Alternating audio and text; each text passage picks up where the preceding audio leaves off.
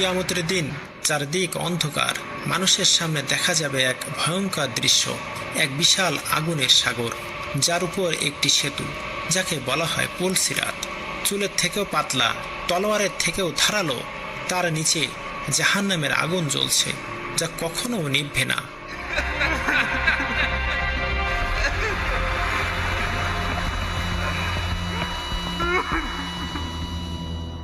হাজার হাজার মানুষ সেই সেতুর উপর দিয়ে যাওয়ার চেষ্টা করছে।